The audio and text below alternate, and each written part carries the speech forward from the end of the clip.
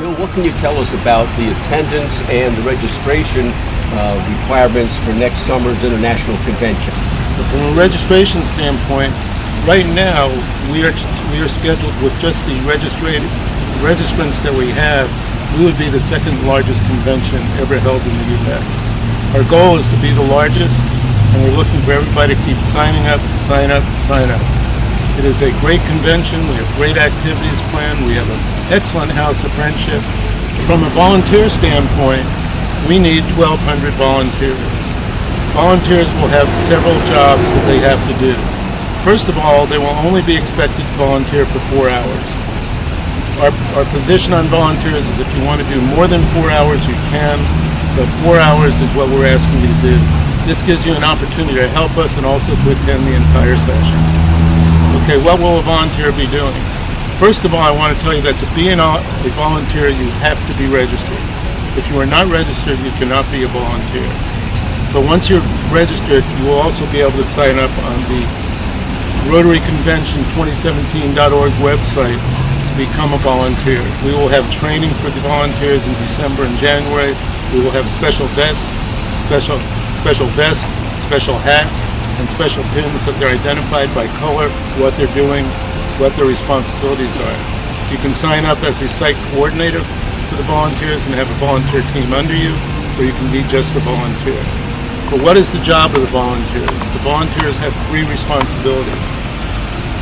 One is to show the world what Southern hospitality really is. The first face that anybody coming into the country or anybody from around the country sees is that of a volunteer. Secondly, they provide directions. We will have volunteers at the domestic airport, the international airport, every other transportation site, including the train station. We have Rotary clubs in Zone 33 that are chartering all of Amtrak to bring them in. We will have volunteers there to support them. We will have volunteers at every Rotary-approved hotel. There are now 38 hotels. We will have volunteers at every one of those hotels. In addition to that, we will have volunteers at every host organizing committee activity, and we will have volunteers at every youth activity. And the youth activities take place before the actual convention, but we will have volunteers welcoming people at the airport and also providing safety and security for them at the youth events. The third thing I mentioned, and I just mentioned a little bit of it, it's our responsibility not only to provide that friendly welcoming and the directions, we provide safety. We make sure they stay out of areas they shouldn't be in. We make sure they get to where they have to be going. We want them to feel secure when they're here. Now, the volunteers, you have to understand, do not really work in the convention center. They work in the city. Rotary International takes care of the convention center. We take care of everything outside of the convention center. Look at the volunteer forms, fill them out. We will get back to you in December with actual information of what you'll be doing and where you'll be at, and we will provide for the training and all the materials that you need to be a volunteer.